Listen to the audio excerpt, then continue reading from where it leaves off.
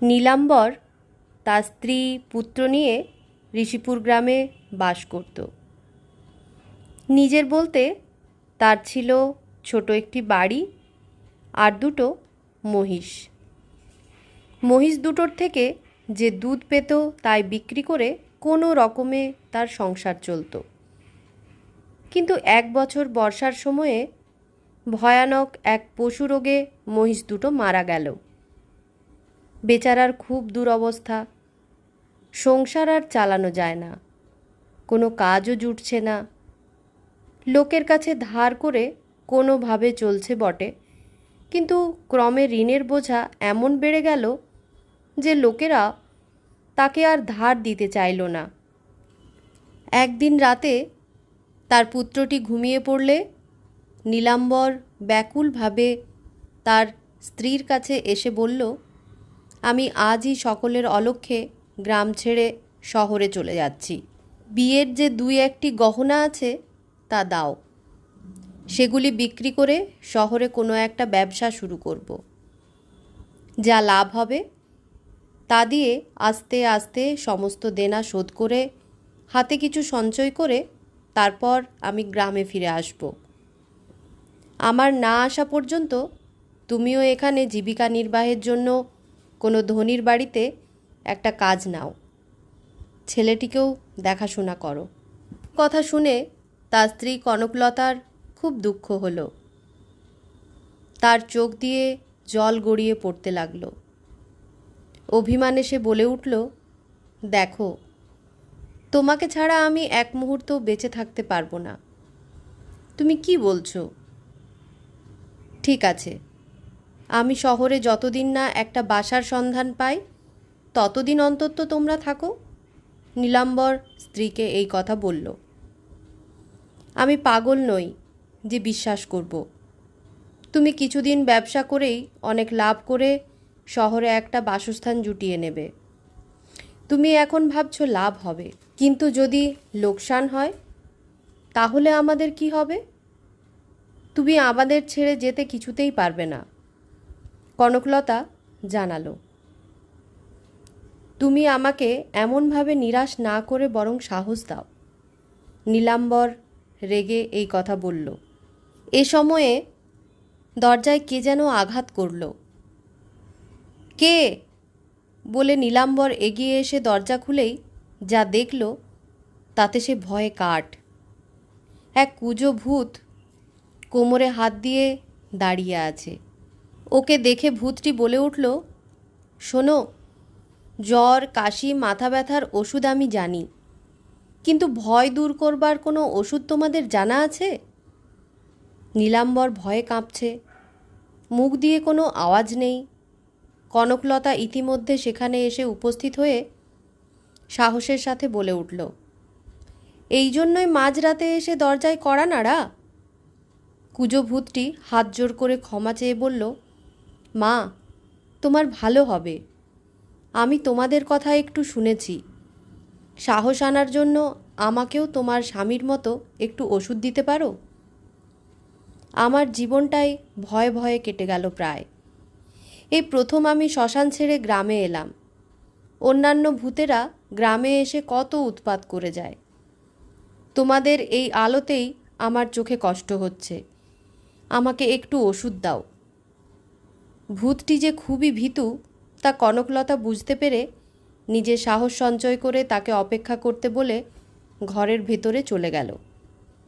ভাবতে লাগলো, কি করবে, কি আছে যে ওষুধ হিসাবে সে তাকে দেবে। অনেক ভাবার পর শেষকালে ঘরের কোণ থেকে একটু তেঁতুল খুঁজে নিয়ে সাথে নুন ও হজমের কিছু মিশিয়ে জলের মধ্যে ভালো করে গুলে নিল। পরে সেটাকে একটা কাপে করে নিয়ে গিয়ে ভূতকে দিয়ে বলল, এই নাও, তোমার ভয় দূর করার ওষুধ, খেয়ে নাও। ভূতটা চোখ বন্ধ করে খেয়ে নিল। পরে অন্ধকারের মধ্যে হাত বাড়িয়ে দিয়ে কোথা থেকে একটা থলে নিয়ে এলো। সেটাকে কনকলতার হাতে দিয়ে বলল, এই নাও, তোমার ওষুধ দেওয়ার মূল্য।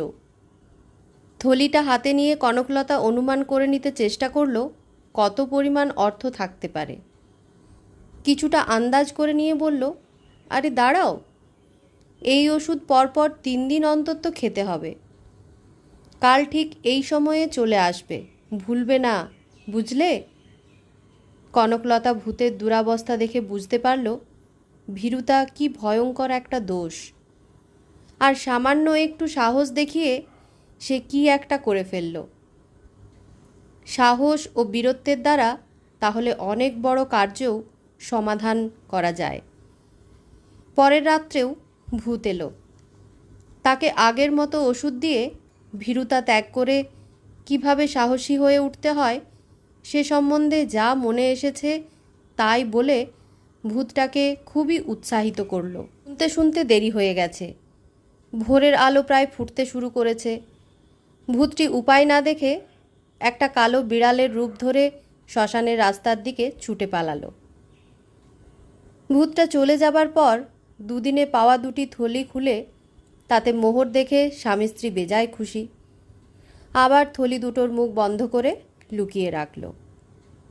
পরের রাত্রিতে পুনরায় ভূতটা এসে কনকলতাকে বলল, কি আজ আমায় ওষুধ দেবে না? কনকলতা লক্ষ্য করল ভূতটা আগের মতো আর কুঁজো হয়ে নেই। মনে হয় ওষুধ হিসেবে দেওয়া তেঁতুল জলে এর কোনো প্রতিক্রিয়া হয়ে থাকবে। আজও সেই একই পদ্ধতিতে তৈরি করে রাখা ওষুধ ভূতটাকে খেতে দিল। খাওয়ার পর সাহস অর্জনের উপায় হিসেবে অনেক কিছু শোনালো। ভূতটা আজ খুব খুশি। অন্যান্য দিনের মতো আজও কিছু মোহরসহ একটি থলি শূন্যে হাত বাড়িয়ে কোথা থেকে এনে কনকলতার হাতে দিল। তারপরে একটা বাঁদরের রূপ ধরে অদৃশ্য হয়ে গেল। আজও তারা কয়েকটা মোহরসহ থলিটা পেয়ে উত্তেজিত। থলিটা যত্নে রেখে দিল আগেরগুলির সাথে।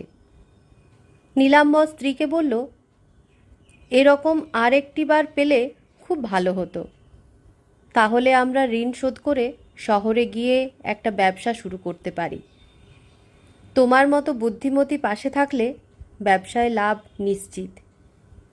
3 দিন হয়ে গেছে, তবুও পরের রাতে ভূতটি চলে এলো। এসেই তার ওষুধ খেতে চাইল। আজ ভূতটি যেন অনেক সোজা হয়ে দাঁড়িয়েছে। কনকলতা বলল, তোমার ভীরুতার সাথে সাথে তোমার কুঁজও ভালো হয়ে গেছে, লক্ষ্য করেছ? আমার ওষুধ খেয়ে তোমার কতখানি উপকার হয়ে গেল। এই বলে যখন কনকলতা আজও আবার একটা গল্প বলতে শুরু করেছে তখন ভূতটি বাধা দিয়ে বলল, আরে গল্প শোনার আমার একদম সময় নেই আজ। এখনই আমাকে শ্মশানে গিয়ে উৎপাত শুরু করতে হবে, বুঝলে? এই বলে চলে যাওয়ার উদ্যোগ করতেই কনকলতা ওকে থামিয়ে দিয়ে বলল, তুমি আজ আমার পারিশ্রমিক দিলে না তো? প্রচণ্ড ক্রোধে ভূতটি লাল চোখ আরও লাল হয়ে উঠল। তোমার স্পর্ধা দেখছি খুবই। আমাকে দাঁড়াতে বলার তুমি কে? এই বলে ভূতটি এক শকুনির রূপ ধরে শ্মশানের দিকে উড়ে চলে গেল। ওই দেখে নীলাম্বর ভয়ে চিৎকার করে উঠে অজ্ঞান হয়ে যায়। কনকলতা তার চোখে মুখে জলের ঝাপটা দিল।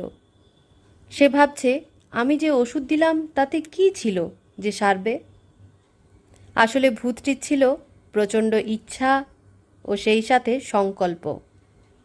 আমার উৎসাহ তার ভীরুতা দূর করে তাকে সাহসী করে তুলতে সাহায্য করেছে। নীলাম্বরের চিৎকারে আশপাশ থেকে লোক ছুটে এসেছে। অনেক পরে নীলাম্বর জ্ঞান ফিরে পেয়ে স্ত্রীকে জিজ্ঞাসা করল, কনকলতা, তোমার ওষুধ খেয়ে ভূতটি কেমন ভালো হয়ে উঠল? ও যা আমাদের দিয়েছে সেগুলি আছে তো? উপস্থিত লোকেদের মধ্যে কেউই একথা বুঝতে পারল না। কনকলতা সমস্ত তাদের বলল। তারা অবাক হয়ে গেল। পরের দিন দাওয়ায় বসে কনকলতা কাজ করছিল। এমন সময় ছোট একটা ছেলের হাত ধরে এক বৃদ্ধ এসে বলল, শুনেছি তুমি ভয়ের ওষুধ দাও। আমার এই ছোট ছেলেটি হঠাৎ ভয় পেয়ে খুব কাতর হয়ে পড়েছে। ওষুধ দিয়ে আমার উপকার করবে একটু? এই বলে বৃদ্ধ 10 টাকা কনকলতার হাতে দিল। কনকলতা ভাবতে লাগলো, আমার কাছে এর ওষুধ কোথায়? ভূতটি যে এটা কাটিয়ে উঠেছে তার কারণও নিজেই। ওর ভিতরই ছিল ভয় কাটিয়ে সাহসী হয়ে ওঠার এক প্রবল ইচ্ছা। আমার ওষুধ তো নয়, ঘোড়ার ডিম। এ ওষুধ তার নিজের মধ্যেই ছিল। আমার উৎসাহ দেওয়ার মধ্যে সে তার বিশ্বাস ফিরে পেয়েছে। নীলাম্বরেরও মনে হচ্ছে সে তার মনোবল ফিরে পেয়েছে। গ্রামের ভিটে ছেড়ে আর শহরে যাওয়ার প্রয়োজন কি? নীলাম্বরের কথা শুনে কনকলতা আনন্দে উৎফুল্ল হয়ে উঠল।